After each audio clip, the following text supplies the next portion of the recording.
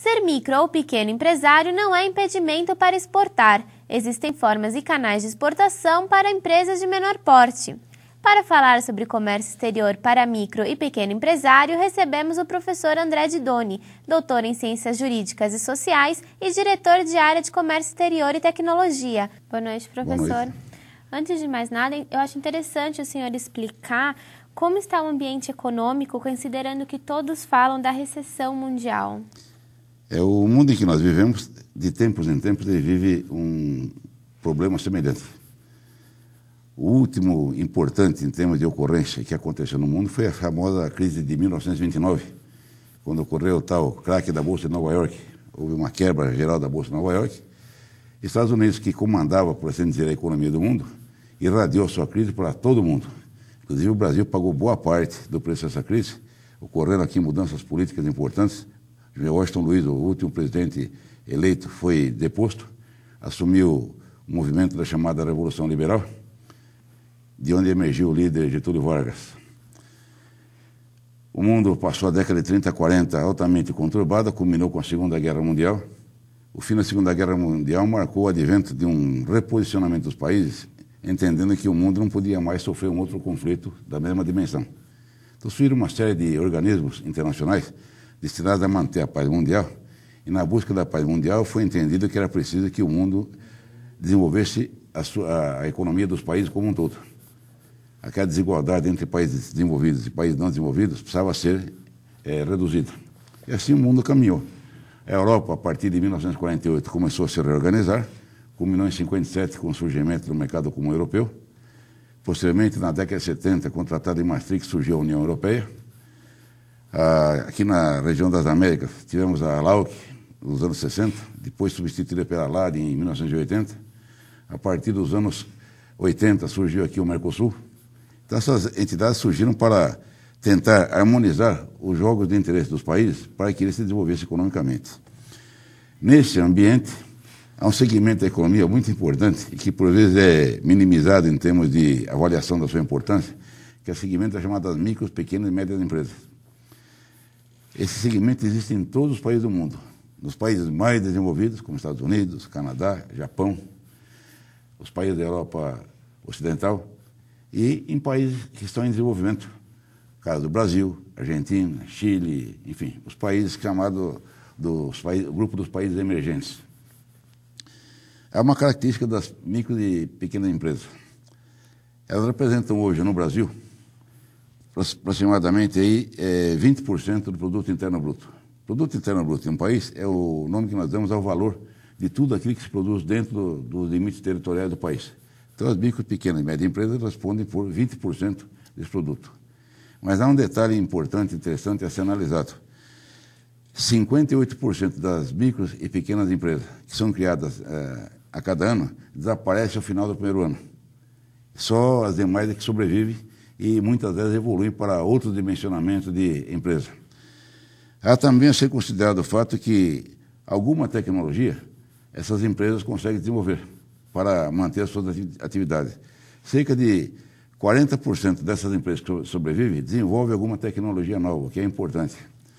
Essas micro e pequenas empresas, amparadas por uma lei chamada Estatuto da Microempresa, e que foi complementado pela Lei 123, Lei Complementar, que integrou essas empresas no chamado programa do Super Simples, passaram a poder, inclusive, atuar com maior eficácia, porque ficaram desoneradas de uma série de tributos que, por assim dizer, tolhiam boa parte da sua atividade. E essas empresas também não podiam operar até alguns anos em comércio exterior. Por uma disposição nunca bem explicada, ela não podia atuar. Até que, de repente, o governo acordou e percebeu que países desenvolvidos, como a Itália, por exemplo, faziam de pequenos e médios empresários grandes promotores da atividade de comércio exterior. Então, esse segmento da atividade econômica do Brasil passou a se desenvolver e passou, inclusive, a contar com alguns órgãos de apoio. O Correio, com seu programa Exporta Fácil, ele passou a estimular as empresas que queriam exportar, fazendo com que elas tivessem reduzido o seu volume de encargos para poder exportar. Então, o Correio dá todo o suporte que uma pequena empresa, microempresa ou empresa de pequeno porte precisa, a custo zero, com a finalidade de elevar seu volume de serviço e assim a empresa resolve o seu problema. Ele economiza uma série de burocracias e a empresa pode participar com exportações até o valor de $20 mil. Para a gente ter uma ideia do universo dessas empresas, se nós tomarmos o universo geral de empresas brasileiras que exportam, num universo de aproximadamente 19.500 empresas, nós temos cerca de 15 mil microempresas e empresas de pequeno porte. E 4.500 empresas de maior porte. Mas há um detalhe curioso. Essas 4.500 empresas, que são as empresas de maior porte, exportam 90% do que o Brasil consegue realizar a cada ano.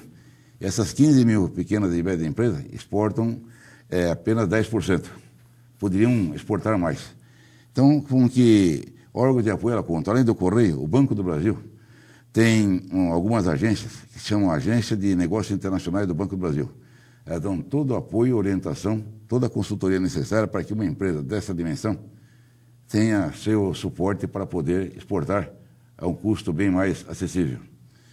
Essas empresas, com essa última lei, 123, ela, integrada ao esquema chamado Super Simples, essa empresa está desonerada de todos os tributos federais. Contribuição social sobre o lucro, PIS, COFINS, imposto de produtos industrializados, só não está isenta de imposto de renda. E na área estadual está isenta do ICMS, que também é uma grande vantagem para ela poder operar. Reduz bastante os seus custos, que torna a oferta de seus produtos mais competitiva no exterior. E elas vendem para os mesmos países que as grandes empresas vendem. O principal parceiro do Brasil, em termos de grupo, é a União Europeia, ainda, há muitos anos, é assim. O segundo parceiro era até 2008, Estados Unidos como um país individualizado. Recentemente a China ultrapassou, ainda que por pequena margem, Estados Unidos. Estados Unidos se encontra em recessão econômica. Qual a razão dessa recessão econômica dos Estados Unidos que apavorou, a meu ver, de uma maneira desmesurada o resto do mundo? É que aquele país, ele contém um volume de aproximadamente 30% do comércio mundial. E se nós analisarmos que nem todos os países têm uma moeda de livre curso, moeda que tem mercado, 65% do comércio exterior mundial é realizado em moeda norte-americana. Os países acertam de pagamentos com moeda norte-americana. E 75% das reservas mundiais são em dólar norte-americano. Então, uma crise naquela economia se irradia para todo mundo. A China, por exemplo, que é o grande país que está assustando todo mundo com suas taxas de crescimento, ela teve uma redução de comércio de aproximadamente 28%. Se a gente considerar que aquele país exporta $1 trilhão, então, evidentemente, ela deverá exportar esse ano aqui quase que menos $300 bilhões. E para poder fazer essa exportação, é só comprar de muita gente, inclusive do Brasil, inclusive de pequenas e médias empresas do Brasil.